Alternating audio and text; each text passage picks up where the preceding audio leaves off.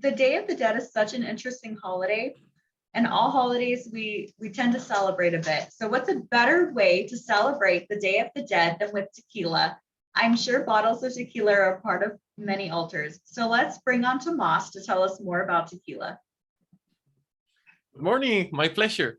So I prepared this background. Special background is actually a picture of one agave field in the town called Tequila in the state of Jalisco. And that town has the name of the plant we used to create that wonderful drink. I'm going to start sharing my screen. Please let me know if you can see the presentation. Yes, we can. Yep, it's coming through. Okay, very good. So here we go. Tequila, the gift from Maya Well. As well, we see with Patricia and with our Art Talk from Sarah, Mexican people have a strong root in pre-Hispanic mystical beliefs. So the belief about agave or tequila is that it was a gift from the goddess of fertility and the plant itself called maguey. And maguey was given to the people in ancient times from this goddess.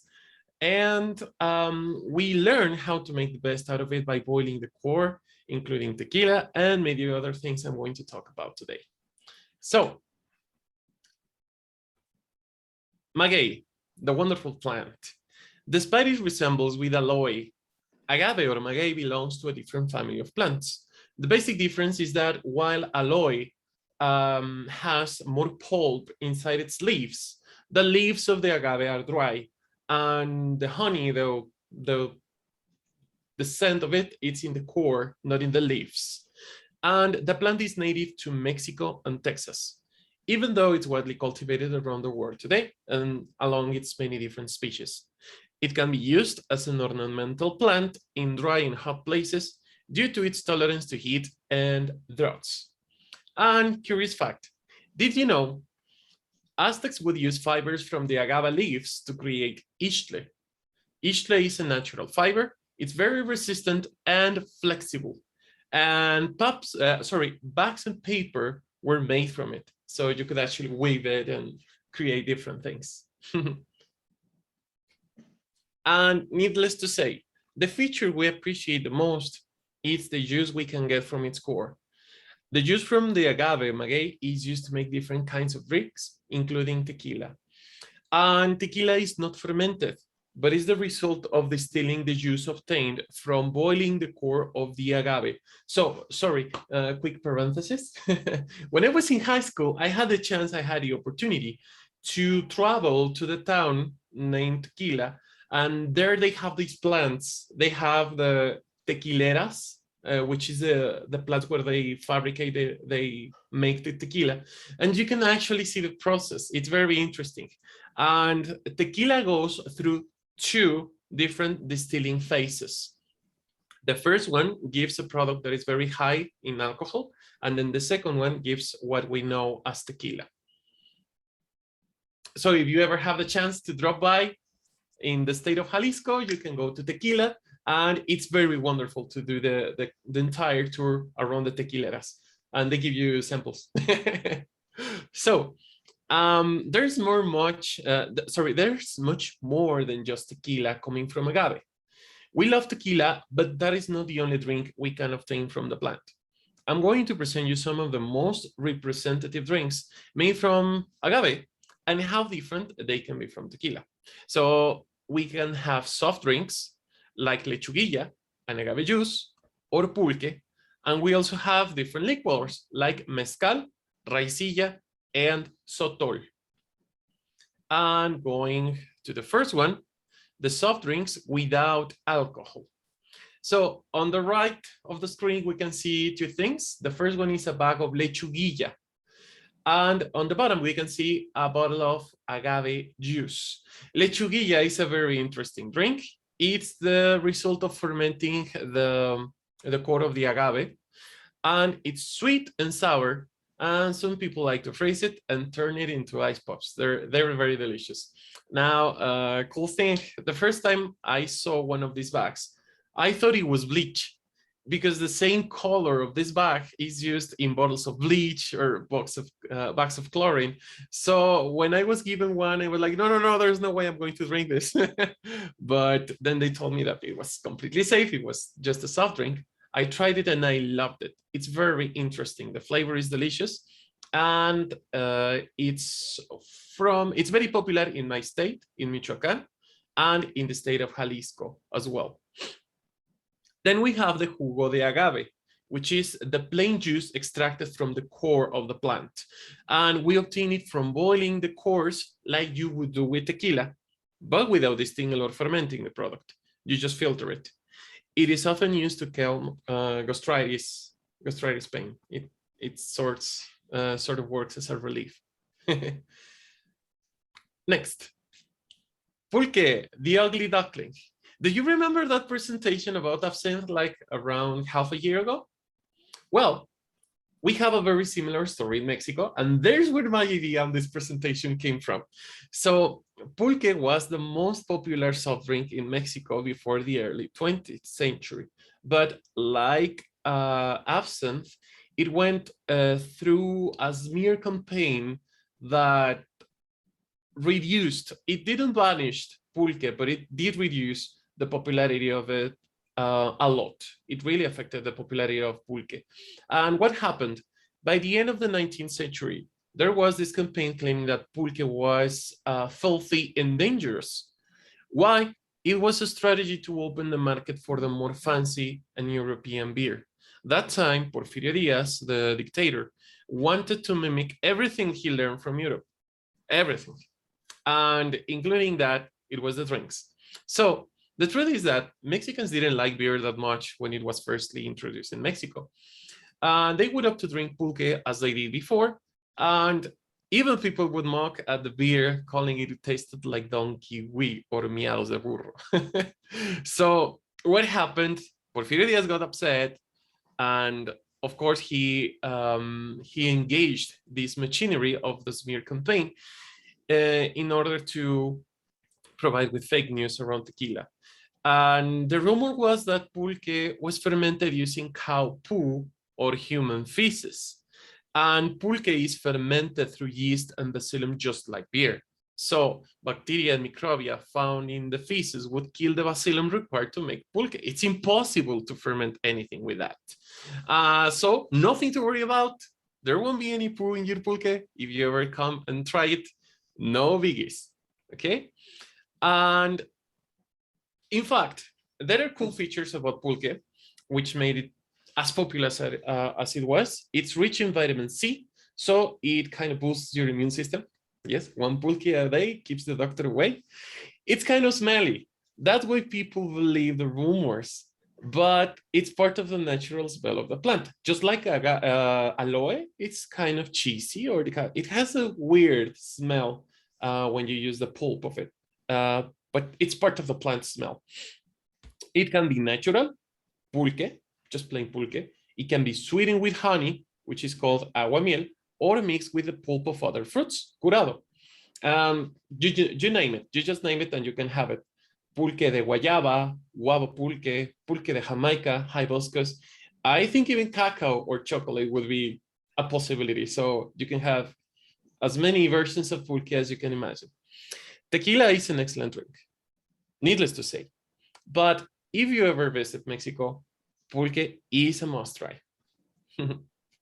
And then we have the others that are very similar to tequila, that are the liqueurs: mezcal, raicilla, and sotol. They are very similar to tequila, but the difference between them is that tequila is produced only from the agave azul Tequilana Weber from Jalisco and Zacatecas. It's a very specific type of plant. And mezcal and the others can be made from other species of agave. The taste is kind of similar, but the difference in taste, is that tequila is oaky because of the wooden crates they use to age the tequila, while the mezcal is going to taste a little bit smoky, citric, and very strong. The worm doesn't have to do a lot with the flavor of mezcal. it was introduced as the 40s, in the 40s as a unique feature. So it's more like a visual feature than producing or flavor feature, the little worm. And also the aging. Aging can be very similar between mezcal and tequila, but tequila changes a lot its color the more you age it. So raicilla and sotol are other species of mezcal, very similar. The process is the same, but they are made in the states, the northern states of Mexico, like Sonora and Chihuahua. And well, I hope you have liked the presentation. That's going to be it. Questions and answers are welcome, and thank you for your attention. Thank you, Tomas. That was wonderful. I actually do have just one question for you. What is your favorite kind of tequila? Okay, my favorite kind of tequila is reposado. It's not the strongest and it's not the softest, because the more you age it, it's going to change the flavor. Yeah. So blanco, which is the young tequila, it's, for me, it's strong, but it's kind of dry.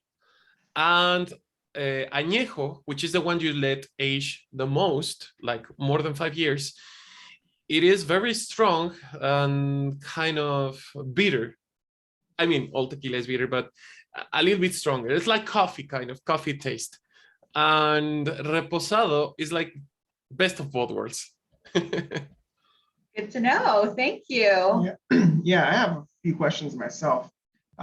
Since you said that agave azul versus the other agaves is the difference between tequila and mezcal. I'm wondering if that was purposeful or, you know, by something that was discovered by accident. Maybe they were trying to do mezcal and ended up with tequila. Yeah, I mean, basically the plants before the industrial process, they were boiled in the ground. They were boiled like, well, we make, Mexican traditions make a lot of different things, boiling things on the ground, like birria de penca or barbacoa, which is not barbecue, is another kind of dish. They just dig a hole in the ground, they put coals, burning shoals, and then they cover it with plants, and then they let things steam up on the top of those huge, they can be palm leaves or banana leaves, things like that.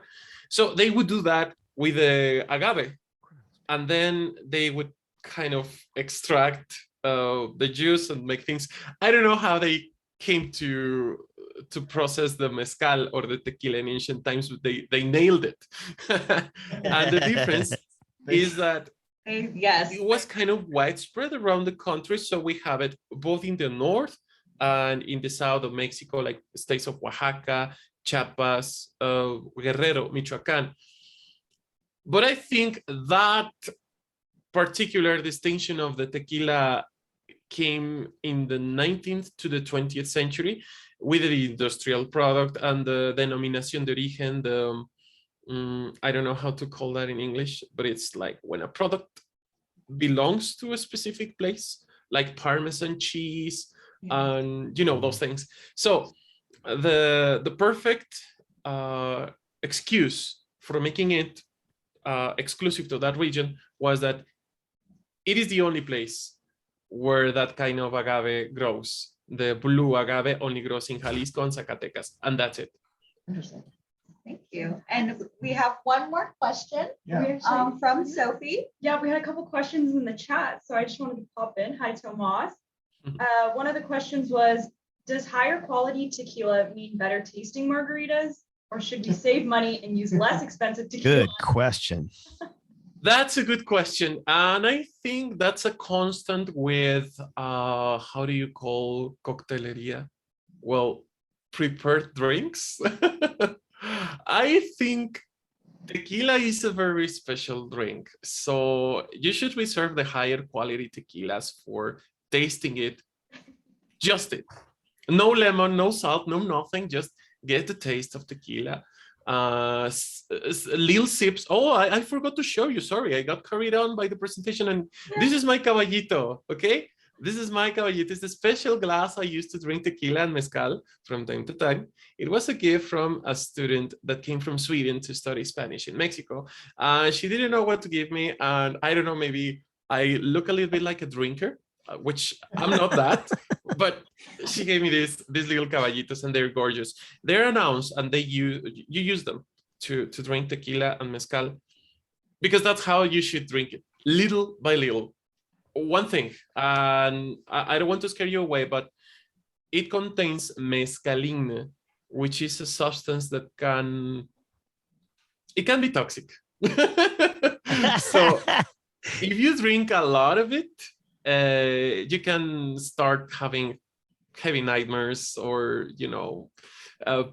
it's kind of dangerous. But going back to the question, no matter what tequila you use for the margaritas, the result is going to be similar.